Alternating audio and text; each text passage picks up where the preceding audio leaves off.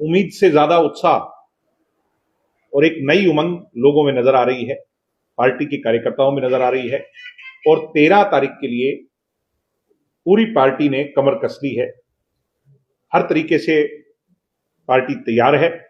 आने वाली 13 तारीख को ये रैली नहीं, ये ऐतिहासिक सभा होगी। एक ऐसा प्रारूप होगा जहां से हरियाणा प्रदेश में एक नई ललकार, एक नए जोश के साथ पूरे प्रदेश में जाएगी। और डॉक्टर साहब और पूरी पार्टी जो है उसके बाद नए अभियान पर जुट जाएगी। आने वाले जो 3.5 साल हैं, इसमें जितनी बीजेपी की जन विरोधी नीतियां हैं, हमारे बुजुर्गों को लेकर के है, हमारे शिक्षकों को लेकर के है, कर्मचारियों को लेकर के है, व्यापारियों को लेकर के है, कानून व्यवस्था को लेकर के है, स्टूडेंट्स को लेकर के है, किसानों को लेकर के है, आज मजदूरों को लेकर के है, उन सभी विषयों को मजबूती से 3.5 साल के अंदर उठाने का काम हम करेंगे। ये ना केवल एक हमारे लिए रैली है, बल्कि एक ऐसा उत्सव है, एक ऐसा त्योहार है जिससे एक नई राजनीतिक क्रांति का जन्म हम करेंगे। डॉक्टर साहब के जन्मदिवस पर पूरे प्रदेश वासियों को मैं निमंत्रण देता हूं और 13 तारीख की रैली को सब मिलकर के कामयाब करें। और डॉक्टर अजय सिंह चौटाला, जिनका जीवन संघर्ष कुर्बानियों से भरा रहा, वो संघर्ष की मिसाल रहे, उनको स्नेह देने और हरियाणा में नई राजनीतिक सोच बढ़ने के लिए वहां पर शामिल हों। इसके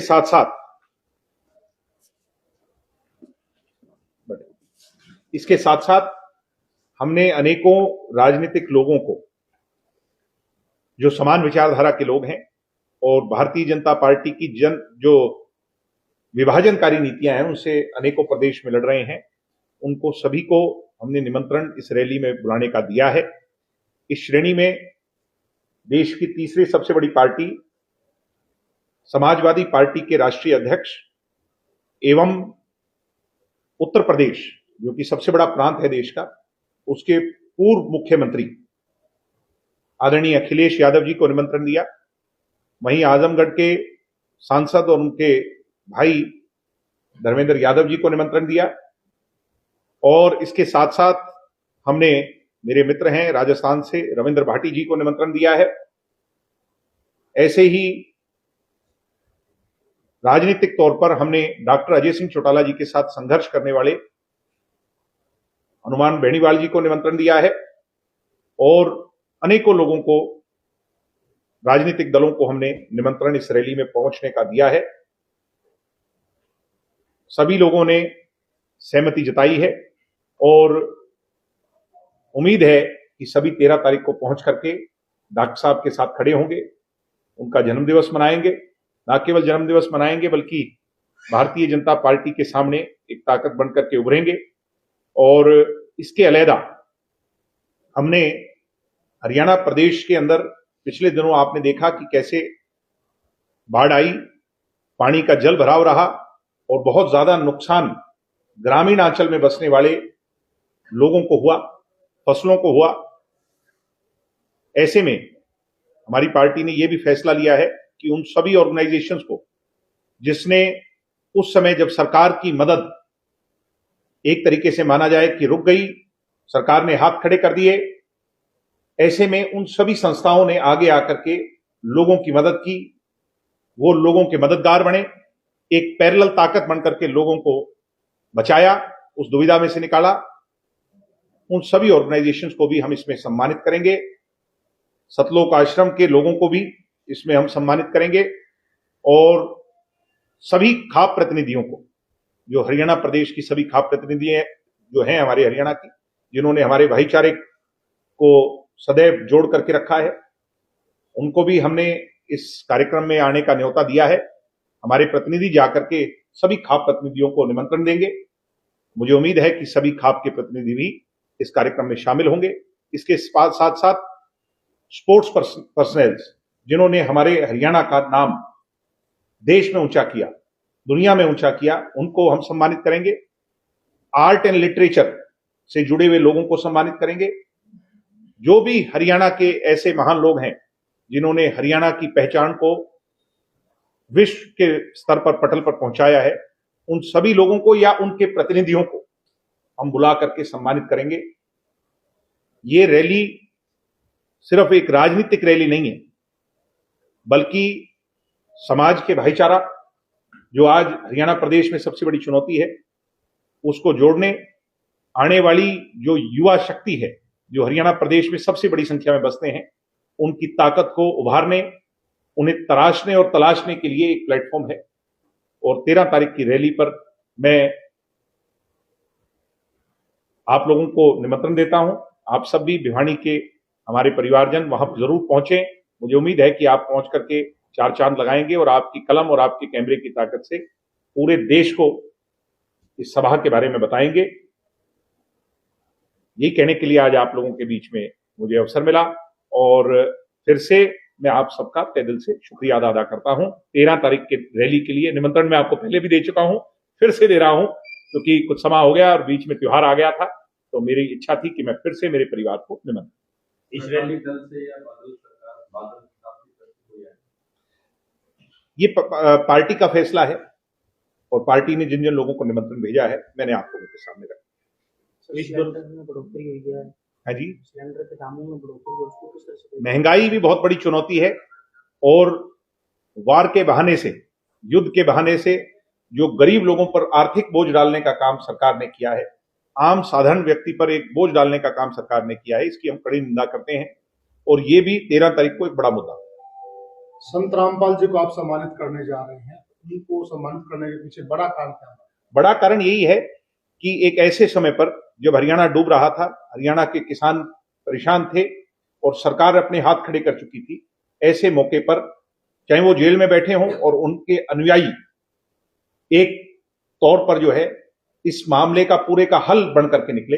जो सरकार नहीं कर पाई वो उन्होंने किया और हम ही नहीं बल्कि विभिन्न गांवों ने, विभिन्न खापों ने उनको बुला करके सम्मानित किया। तो हमारा भी दायित्व बनता है कि हम एक ऐसी संस्था जो सामाजिक कार्यों में सबसे बड़ी भागीदार इस दौर में रही है, जब हरियाणा डूब रहा था, तो हमारा दायित्व भी है कि हम उन्हें सम्मानित करें। हम उन्हें उनके प्रतिनिधियों को बुला करके मंच पर बुला करके सम्मानित। सभी खापों को निमंत्रण दिया जा रहा है या फिर निश्चित हरियाणा के खापों को निमंत्रण? हरियाणा की सभी खापों को निमंत्रण दिया। राज्यसभा की जो उम्मीदवार की कैसे देखती है? ये तो ज्यादा कहने की आवश्यकता नहीं है। जो लोगों की जैसी फितरत और जैसी आदत होती है वो उसको दोहराएंगे। तो अभी ये हरियाणा की मीडिया भी, हरियाणा के लोग भी, लाखों लोग, राजनीतिक लोग, पॉलिटिकल एनालिसिस्ट जो हैं वो डगडगी लगा करके देख रहे हैं कि कौन क्या करेगा। 37 विधायक वाली पार्टी भी नहीं जीत पाएगी, तो फिर ये तय करना होगा। एक सवाल और है सर बीच में, जब जाने दो कैंडिडेट जाने हैं जी, तीसरे का आना किस बात को इशारा कर रहा है? नहीं, ये स्पष्ट इशारा कर रहा है कि कहीं ना कहीं ईडी, सीबीआई और स्टेट एजेंसीज के डर से कुछ लोग पहले से ही सरेंडर कर चुके हैं। और ये भी तय है कि जो तीसरा उम्मीदवार उतरा है उसको जिताने के लिए एक पूरा का पूरा गेम प्लान रचा जा चुका है, जिसके अंदर कांग्रेस पार्टी के लोग भी शामिल हैं, इंडियन नेशनल लोकदल तो शामिल है ही है। और उस दिन इंडियन नेशनल लोकदल भी एक्सपोज पूरी तरह हो जाएगी, जो आधी एक्सपोज्ड है पिछले चुनाव से।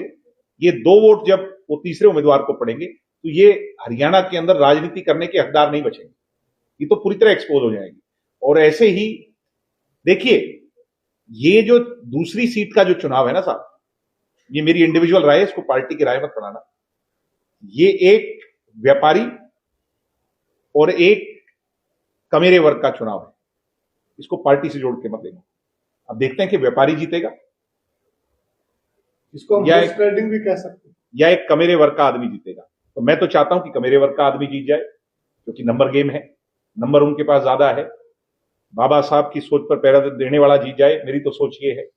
आपको ऐसा नहीं लगता कि हॉर्स ट्रेडिंग अगर व्यापारी जीत गया तो फिर पूंजीवाद हरियाणा में हावी होगा। जो पैसे के दम पर राजनीति करने वाले लोग हैं वो हरियाणा में हावी हो जाएंगे। मैं उनको किसी कास्ट और क्रीड से जोड़ करके नहीं देखता। जो लोग उन्हें जाति पाति से जोड़ करके देखेंगे वो अपने चश्मा जो है ना साफ कर लें। मैं उन्हें व्यापारी के तौर पर देखता हूं, एक व्यापारी है और एक कमेरा वाला है। हम कमेरा वर्ग के साथ हैं। अगर हमारा देखो, फिर मैंने कहा कि पार्टी का नाम मत लगा देना, क्योंकि कल को पार्टी का स्टैंड क्या है वो पार्टी की सीनियर लीडरशिप तय करेगी। अगर मेरा वोट होता विधानसभा के अंदर तो मेरा वोट तो कमेरे वर्ग को जाता। अब वो कैंडिडेट कौन होता वो। नंदन साहब, आपके तो पुराने साथी रहे, ओपी चौटाला। मैंने कहा कि ये लड़ाई पैसे के बल पर खरीद फरोख्त की है वर्सेस जो लोग बाबा साहब और उस विचारधारा से जुड़े हुए लोग हैं, किसी भी राजनीतिक दल में हो उसकी।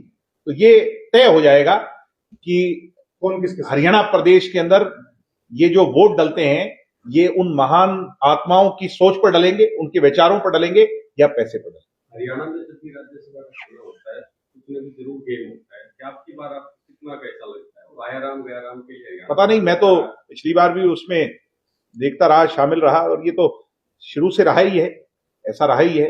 और अनफॉर्चुनेट है, जबकि हॉर्स ट्रेडिंग नहीं होनी चाहिए राजनीति के अंदर। हॉर्स ट्रेडिंग जो है वो एथिकल नहीं है, और आने वाली जो हमारी पीढ़ी है हम उसको क्या दिखा रहे हैं, कौन से रास्ते पर डाल रहे हैं।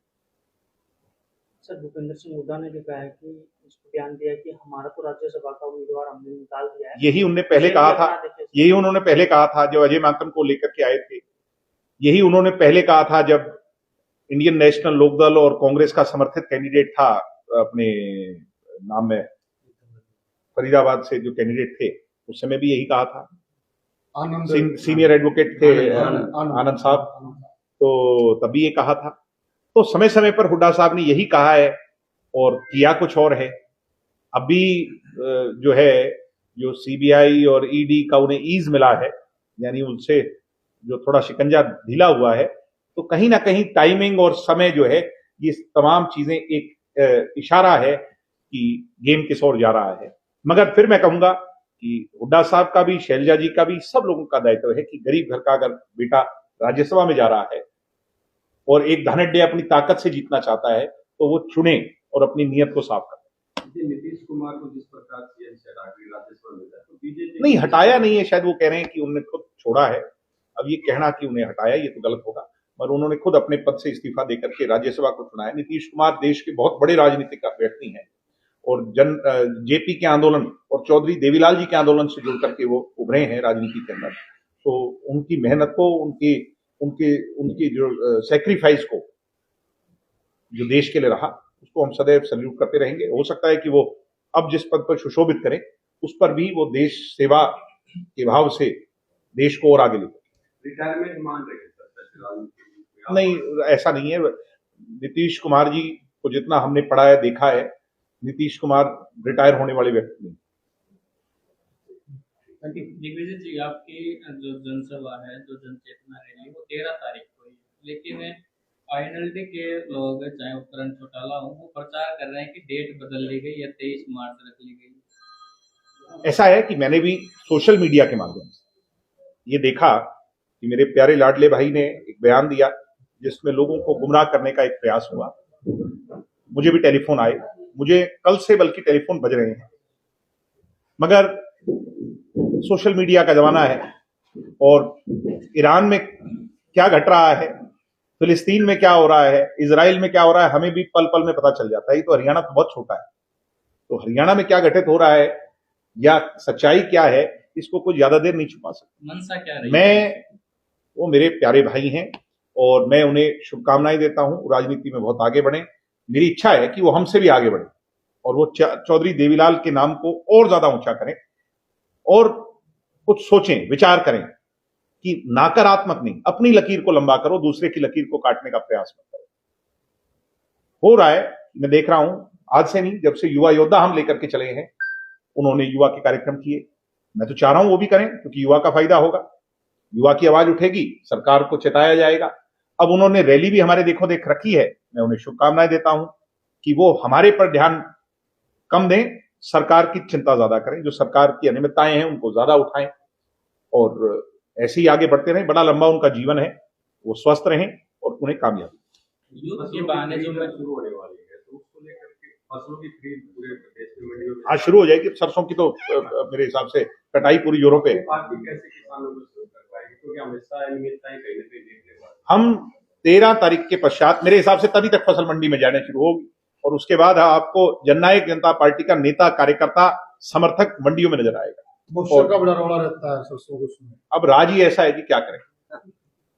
एक आपने कहा कि युद्ध के बहाने महंगाई बढ़ाई जा रही है, तो यूएस ने कहा कि रूस से 30 दिन के लिए आप पेट्रोल ले सकते हैं। ये देखने की और बात है साहब। पहले ही राहुल गांधी ने कहा था कि क्या ट्रंप हरियाणा गवर्नमेंट इंडिया की गवर्नमेंट को चलाएंगे।